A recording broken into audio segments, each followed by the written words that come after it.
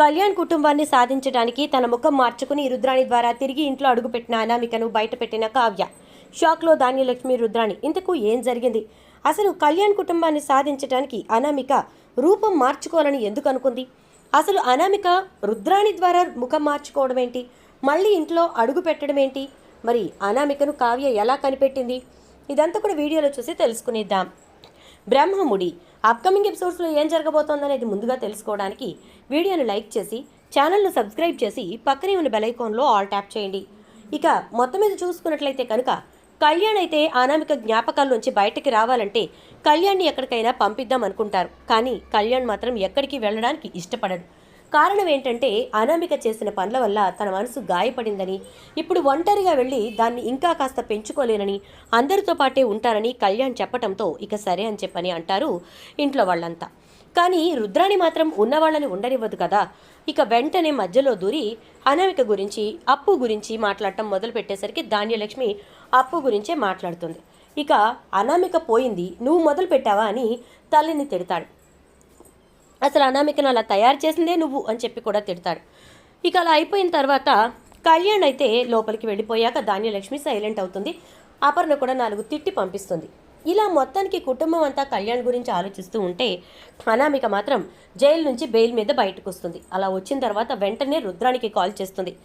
ఎలా ఉన్నారా ఆంటీ అని చెప్పని అంటే అనామిక అని అంటుంది. అవునా ఆంటీ నేనే అని చెప్పగానే నువ్వు బయటకు వచ్చేసావా అని చెప్పని అంటూ అంత సమర్థురాలు వేరే, నేను అనుకుంటూనే ఉన్నా ఎక్కువ రోజులు నువ్వు లోపల ఉండవులే అని చెప్పి. గుడ్, మొత్తానికి వచ్చేసావు, ఏం చేద్దాం అనుకుంటున్నావు అని అంటుంది. ఆలోచిస్తున్నారంటీ, మళ్ళీ నేను ఆ కుటుంబంలోకి రావాలి, కళ్యాణ్ మళ్ళీ నన్ను ప్రేమించాలి, మళ్ళీ నన్ను పెళ్లి చేసుకోవాలి, తన రెండో భార్యగా కూడా నేనే రావాలి, ఆ అప్పు మాత్రం కళ్యాణ్ జీవితంలో ఉండడానికి వీల్లేదు అంటూ ఉంటుంది. పిచ్చితనంగా ఆలోచించుకో, ఎలా జరుగుతాయనుకుంటున్నావు ఇవన్నీ అని చెప్పని అంటే జరగాలి, జరిగి తీరాలాంటి, ఎందుకు జరగవు అని చెప్పని అంటుంది. మరి ఇలా జరగాలంటే నీ గురించి మళ్ళీ మీ తల్లిదండ్రులు వచ్చి మాట్లాడి ఆ విడాకులు రద్దు చేయాలి అనగానే విడాకులు రద్దు చేయటమా, విడాకుల పర్వం అనామికది అని చెప్పని అంటుంది. మరి ఇప్పుడు మాట్లాడుతుంది అనామికే కదా అని అంటుంది రుద్రాణి. కాదు, అపూర్వం కాదు, అనామిక కాదు మీతో మాట్లాడేది అని చెప్పని అంటుంది అనామిక. అయితే ఏం మాట్లాడుతున్నావో తెలుస్తుందా అంటే నా రూపం ఇంకా నా పేరు మొత్తం మారిపోవాలి, కళ్యాణ్ నన్ను కొత్తగా చూడాలి, కొత్తగా మాట్లాడాలి, నాతో కొత్తగా పరిచయం పెంచుకుని నన్ను పెళ్లి చేసుకుని మళ్ళీ ఆ ఇంట్లోకి తీసుకెళ్ళాలి అనగానే నువ్వు మాట్లాడుతుందంతా మాయాజాలంలా ఉంది, జరిగే పనుల గురించి మాట్లాడు అనామిక అని చెప్పని అంటే అవునా ఆంటీ, ఏ అప్పు కోసమైతే పరిగెత్తాడో ఆ అప్పు పేరుతోనే నేను కళ్యాణ్ జీవితంలోకి వస్తాను, అపూర్వ అనే పేరుతోనే నేను కళ్యాణ్ జీవితంలోకి వస్తాను అనగానే పేరు మార్చుకున్నంత మాత్రాన నువ్వు మారిపోవు అనామిక. ఓ, ఇప్పుడు నాకు అర్థమైంది, అసలు నీ ముఖాన్నే మార్చుకుందాం అనుకుంటున్నావా ఏంటి అని అడుగుతుంది రుద్రాణి.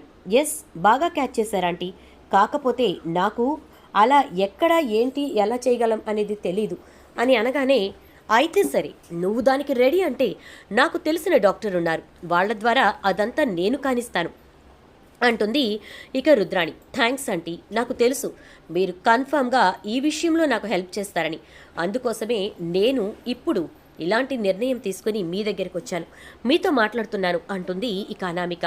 సరే ఏం చేద్దాం అనుకుంటున్నావు అంటే మీరు డాక్టర్తో మాట్లాడండి, నేను ఒక అందమైన అమ్మాయి ఫోటో తీసుకొస్తా, తనకిలాగా నన్ను కూడా మార్చమంటాను దగ్గరగా అని అనేసరికి సరే అయితే నువ్వెక్కడికి రావాలో ఏంటో నేను కనుక్కొని చెప్తానని రుద్రాణి అంటుంది. అలా అన్న తర్వాత ఇక రుద్రాణి అయితే తన ఫ్రెండ్ డాక్టర్ని కలిసి మొత్తం విషయం చెప్తుంది. పూర్తిగా తన ఫేస్ని మార్చేయాలి, అంతేకాదు పూర్తిగా అసలు తనేనా అని చెప్పి అనుకునే విధంగా ఉండాలి అని అనగానే సరే నేను చేస్తాను, నేను మారుస్తాను అని చెప్పేసి ఆ డాక్టర్ చెప్పటంతో ఇక రుద్రాణి అనామికని అడ్రస్ పంపించి రమ్మని చెప్తుంది. అక్కడికి అనామిక వస్తుంది. రుద్రాణిని చూసి ఎమోషనల్ అవుతుంది. మీరు నాకు ఎంత హెల్ప్ చేశారో ఆంటీ, ఎంతలా మీరు నా వెనుక నిలబడ్డారు, లేకపోతే ఆ మాత్రం కూడా వాళ్ళతో నేను గెలిచేదాన్నే కాదు అని అంటూ ఉంటే పిచ్చి మొకందానా, నువ్వు ఇలా ఉండబట్టేనే నీ కాపురాన్ని అంత ఈజీగా తీసేయగలిగాను, మళ్ళీ నువ్వు నన్నే నమ్ముతున్నావు చూడు, అది నిజంగా నీ అదృష్టమో నా అదృష్టమో నీ దురదృష్టమో తెలియదు, కానీ మొత్తానికైతే నేను అనుకున్నది సాధించడానికి మళ్ళీ నువ్వే ఆయుధంగా వచ్చావు అని అనుకుంటూ నాది ఉందిలే అనామిక, ఏదో ఉడతా భక్తి సాయం చేశాను అంతే. సరే డాక్టర్ గారితో మాట్లాడు అని చెప్పాను అనగానే అనామిక అన్ని విషయాలు మాట్లాడుతుంది. మీరు అడిగినట్టే మొత్తం చేస్తాను, కానీ దానికి అమౌంట్ బాగా ఎక్కువే ఖర్చు అవుతుంది అనగానే ఎంత ఖర్చు అవుతుంది అని అడుగుతుంది అనామిక. సుమారుగా ఒక 20 లక్షల వరకు ఖర్చు అవుతుంది అంటే ఓకే నో ప్రాబ్లం అంటుంది. అంత డబ్బు ఎక్కడి నుంచి తెస్తావే అని అడుగుతుంది రుద్రాణి. తీసుకొస్తా కదా అని చెప్పేసి వెంటనే సేట్కి ఫోన్ చేసి మా ఇంటి పేపర్స్ మీద ఇంకో 20 లక్షలు కావాలి అని చెప్పానంటే ఇంకొక 80 లక్షలు ఇచ్చేస్తే మీ ఇల్లు మాది అయిపోతుంది అంటాడు. అప్పటి సంగతి అప్పుడు చూడొచ్చు, కానీ ముందు 20 లక్షలు పంపించు అని చెప్పి అంటుంది. ఇక 20 లక్షలు సేట్ పంపిస్తాడు. ఆ డబ్బుతో అనామిక అయితే సర్జరీ కూడా చేయించుకుంటుంది. కానీ రుద్రాణి తెలివిగా అనామికను తన గుప్పెట్లో పెట్టుకోవటం కోసం ఆ సర్జరీ చేయించుకోవటానికి అనామిక వచ్చింది, మాట్లాడింది. ఇంకా ఆ సర్జరీ టైంలో జరిగినటువంటివి అన్నీ కూడా రికార్డ్ చేసి తన దగ్గర ఒక వీడియో రూపంలో పెట్టుకుంటుంది. ఇక అనామిక సర్జరీ అయిపోయిన తర్వాత బయటకు వస్తుంది. అనామికను చూసి రుద్రాణే షాక్ అయిపోతుంది. నువ్వేనా అని అనేసరికి అవునా ఆంటీ నేనే, ఏ గుర్తుపట్టలేదా అని అంటూ ఉంటే ఎందుకు గుర్తుపట్టలేదు, నువ్వుగా కనిపిస్తున్నావు తప్ప అనామికలా కనిపించట్లేదు అపూర్వ అనగానే వావ్ ఆంటీ మీరు సింక్లో ఉన్నారు, మొత్తానికి నా పేరుని మీరే మార్చేశారు, ఫస్ట్ నా నేమ్ని మీరే పిలిచారు, సో అపూర్వ ఈజ్ ఫిక్స్డ్ అనగానే ఇక ఇప్పుడు నేను నా ఇంట్లోకి రేఖ ఫ్రెండ్లా తీసుకెళ్తాను అని చెప్పని అంటుంది. వావ్ సూపర్ ఆంటీ, మంచి టైమింగ్ మీది మాత్రం, చాలా బాగా ప్లాన్ చేశారు. ఓకే రేఖతో ఒకసారి మీకు కాల్ చేయించి మీరు ఇంట్లో ఉండగా మాట్లాడించి ఆ తర్వాత మీరు నన్ను తీసుకెళ్ళండి అంటుంది. ఎస్ నిజమే, అలా కాకుండా మనం ఇంకోలా ప్లాన్ చేస్తామంటే మనం దొరికిపోతాం అని చెప్పేసి చెప్తుంది. ఇక ఇటు నుంచి రుద్రాణి అనుకున్న ప్రకారమే రుద్రాణి ఇంటికి వెళ్ళిన తర్వాత రేఖతో ఫోన్ చేయమని చెప్పి ఫోన్ చేయిస్తుంది. అలా చేసిన తర్వాత ఏంటి మమ్మీ కాల్ చేయమన్నావంటే ఆ రేఖ ఎలా ఉన్నావు అని అందరినీ పలకరించిన తర్వాత ఇకప్పుడు చెప్పు రేఖ ఏంటి సడన్గా ఫోన్ చేసావంటే నువ్వే కదా కాల్ చేయమన్నావు అని చెప్పని అంటుంది రేఖ. ఓ అలాగా, నిజమా, అయితే ఏమైంది, ఎన్ని డేస్ ఏంటి అని చెప్పని అంటూ ఉంటుంది. డేస్ ఏంటి మమ్మీ, ఏం మాట్లాడుతున్నావో నీకు తెలుస్తుందా అని అనగానే ఏంటి 3 monthsా, అయ్యో అంత టైం అంటే మీ అత్తయ్యని అడగాలి కదా అంటూ ఉంటే ఏం మాట్లాడుతున్నావు మమ్మీ అంటూ ఉంటుంది రేఖ. ఏంటి ఏమైంది రుద్రాణి అంటే రేఖ వాళ్ళ ఫ్రెండ్ ఇక్కడికి హైదరాబాద్ వస్తుందంట, వాళ్ళది ప్రాపర్ ఢిల్లీ అట, సో తను ఇక్కడ ఉండడం కోసం మన ఇంట్లో అకామిడేషన్ ఇవ్వడం కుదురుతుందేమోనని రేఖ అడుగుతోంది అనగానే అప్పుడు రేఖకు అర్థమయ్యి ఓహో మా మమ్మీ ఏదో ప్లాన్ చేస్తుందని ఇక రుద్రానికి అనుగుణంగా మాట్లాడటం మొదలు పెడుతుంది. అవునా పర్వాలేదులే గెస్ట్ రూమ్లో ఉంటుంది రమ్మను అని చెప్పి అంటుంది. ఇక ఇటు నుంచి అపర్ణ గ్రీన్ సిగ్నల్ ఇవ్వడంతో ఇక అపూర్వ పేరుతో ఉన్న అనామికను, వేరే రూపంలో ఉన్న అనామికను ఇంట్లోకి చక్కగా రాజమార్గాన తీసుకొచ్చేస్తుంది రుద్రాణి. ఇక రుద్రాణి అపూర్వ అని చెప్పి అనామికను తీసుకొచ్చి పరిచయం చేయటం, అమ్మాయిని చూపించటం. ఇక తను లోపలికి వచ్చిన తర్వాత కళ్యాణ్తో కొంచెం చనువుగా ఉండడం మొదలు పెడుతుంది. కళ్యాణ్తో చనువుగా ఉండడం మొదలు పెట్టడమే కాదు, కళ్యాణ్ని ఆ డిప్రెషన్ నుంచి బయటకు తీసుకొస్తుంది, అనామికను మర్చిపోయేలా చేస్తుంది. పూర్తిగా ఇప్పుడు అపూర్వ నా ఫ్రెండ్ అనేటట్టుగా చేసేస్తుందనమాట. కానీ ఒకటి గమనిస్తుంది, అదేంటి అంటే కళ్యాణ్ మాత్రం అప్పు గురించి ఎక్కువ ఆలోచించడు, అంతేకాదు అప్పు గురించి ఎక్కువ మాట్లాడడు కూడా. ఎందుకంటే సైలెంట్గా తనకు చేయాల్సిన వాటిని గురించి చేసేస్తూ ఉంటాడు. బయట ఎవ్వరి ముందు మాట్లాడు, తన గదిలోకి వెళ్ళి తన గదిలో తలుపులేసుకుని కూర్చుని మాట్లాడటం మొదలు పెడతాడు. అందుకే బయటకి మాత్రం తను అప్పుతో మాట్లాడినట్టే ఉంటాడు. ఇక అనామిక ఇదంతా గమనించి సో నేను వెళ్ళిపోయాక మీ ఇద్దరి స్నేహం కట్ అయింది, కాదు నేను మిమ్మల్ని తీసుకెళ్ళి జైల్లో పెట్టించటం, పోలీస్ స్టేషన్లకు ఎక్కించటం, కోర్టుకు ఎక్కించటం ఇలాంటివన్నీ చేసిన తర్వాత మీరు మారారు, పర్వాలేదు ఇబ్బంది ఏమీ లేదు, నాకు కావాల్సింది మీరు మారటం, మీరిద్దరూ విడిపోవటం, అదే జరిగింది, అంతకంటే నాకేం అక్కర్లేదు అనుకుంటూ ఇక కళ్యాణ్ని నెమ్మదిగా తన వైపు తిప్పుకుంటూ ఉంటుంది. అయితే ఒక రోజున అపూర్వగా ఉన్న అనామిక తన పేరెంట్స్తో మాట్లాడుతూ ఉంటుంది.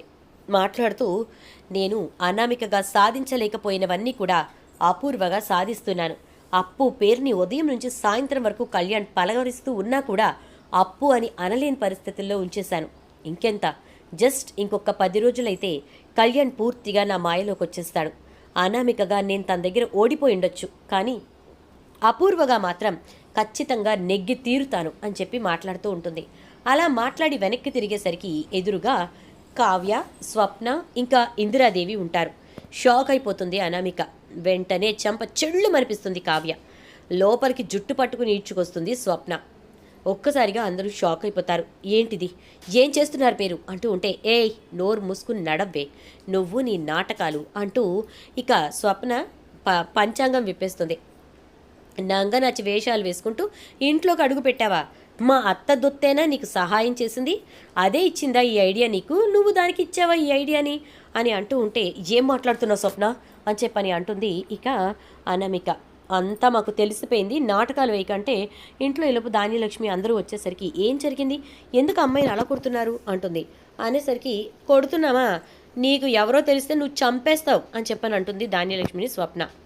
ఎవరు అని చెప్పని అనగానే, ఇంకెవరు, ఆవిడ గారు, మీ కోడలు అనామిక గారు రూపం మార్చుకుని పేరు మార్చుకుని ఈ రుద్రాణి గారి సహాయంతో రేఖ ఫ్రెండ్లా ఇంట్లో అడుగుపెట్టింది అని చెప్పగానే ఒక్కసారిగా షాక్ అయిపోతుంది ధాన్యలక్ష్మి.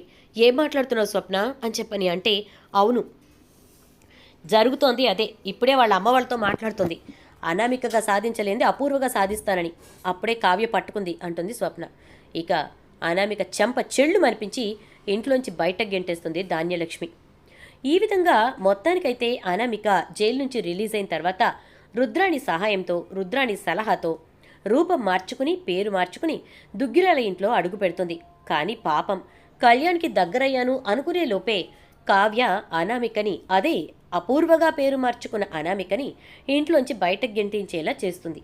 మరి ఇలా జరిగి నిజంగానే అనామిక స్టెప్ తీసుకుంటే కళ్యాణ్ అనామిక వైపు వెళ్తాడా, లేకపోతే అసలు ఆడవాళ్ల మీదే విరక్తిని పెంచుకుంటాడా? అప్పు జీవితాన్ని బాగు చేయాలని కంకణం కట్టుకుంటున్న కళ్యాణ్ అప్పుకి ఏ విధంగా సహాయపడబోతున్నాడు, అప్పుని ఎలా సెటిల్ చేయబోతున్నాడు, మరి అనామిక కళ్యాణ్ జీవితంలోకి మళ్ళీ వస్తుందా రాదా, ఇవన్నీ కూడా రాబోయే ఎపిసోడ్స్లో చూద్దాం. వీడియో నచ్చితే లైక్ చేసి వీడియోని షేర్ చేయండి. అలాగే ఛానల్ సబ్స్క్రైబ్ చేసుకోండి. పక్కనే బెల్ ఐకాన్లో ఆల్ ట్యాప్ చేయండి.